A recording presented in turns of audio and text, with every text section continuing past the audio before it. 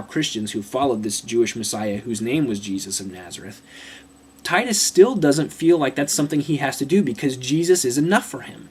He doesn't need anything added to Jesus. That's just the way that it is. Can you imagine the freedom that comes with that? You have a group of people telling you that you have to do certain things a certain way in order to be a Christian. And Titus says, no, my Jesus is enough. That's all I need. He doesn't need the law.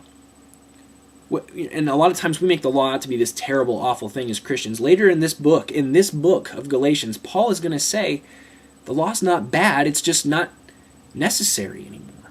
It was good and it served its purpose and it led us to Jesus. So just because it's old and out of date doesn't mean it's bad. But it's not necessary anymore. Titus doesn't need this law to show him how to love Jesus. He can do it right there as he is, and Jesus himself can lead Titus towards God, can lead us towards God. This is huge news for us. In verses 4 and 5, Paul makes remarks in regard to what we already know about this issue that Paul explained in the opening of his letter about how some Jews are infiltrating. I mean, I love this language. This is military, hardcore battle language. This matter arose because some false brothers had infiltrated our ranks to spy on the freedom that we have in Christ Jesus and to make us slaves. If that doesn't make you think of James Bond and Jason Bourne, I don't know what does. Infiltrated our ranks to spy on us.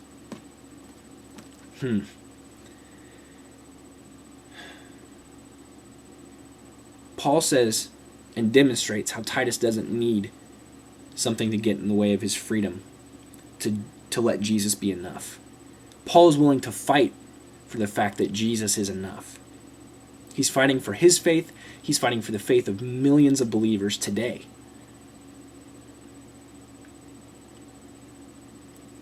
He's fighting against those who have infiltrated the ranks and are spying on the freedom that we have in Jesus.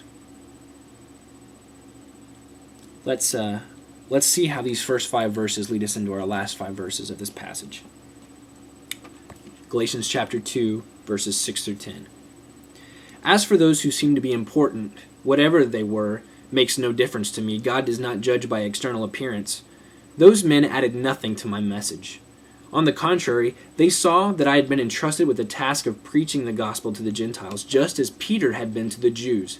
For God, who was at work in the ministry of Peter as an apostle to the Jews, was also at work in my ministry as an apostle to the Gentiles. James, Peter, and John, those reputed to be pillars, gave me and Barnabas the right hand of fellowship when they recognized the grace given to me. They agreed that we should go to the Gentiles, and they to the Jews. All they asked was that we should continue to remember the poor, the very thing I was eager to do. In verse 6, Paul continues talking about his private meeting with the leaders in Jerusalem, and he talks about how those who seem to be important. He's not bashing James, and he's not bashing Peter or John, but he's talking about how even those who are extremely advanced in the faith, those guys who've been doing it from the very beginning and have been traveling with Jesus for a long time, he's talking about how even these guys can't and don't want to add to the gospel. Everything that Paul lays out plainly, they have no problem with. No problem. In fact, they recognize God's work in Paul's ministry, and they give him a blessing to continue doing what he's doing. They didn't tell Paul and Barnabas that they needed to present the message of Jesus in a certain way, and they didn't correct any of their teachings. Instead, Paul tells us that they clearly recognized his fight for the gospel was just as God-filled as their own. And it says they extended to him the right hand of fellowship. This was a sign of full acceptance in the Jewish and Greek cultures. And Paul finds that his circle of friends, his support, his teammates in fighting for the gospel has grown because he was willing to fight in the first place. He was willing to continue fighting, even when the opposition got a little strong. Someone should have already looked up 1 Samuel 16:7. And whomever has done that, read it now, and I'll wait.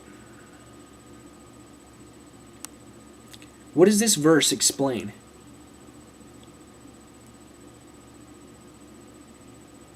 It explains that even though we like to judge and keep score among ourselves by what we can see about a person or what they have accomplished, even though we do that, God does it differently. He makes his judgments based on what is in a person's heart. This thing that we just read in 1 Samuel about our Old Testament God, who some like to say is different than the New Testament God.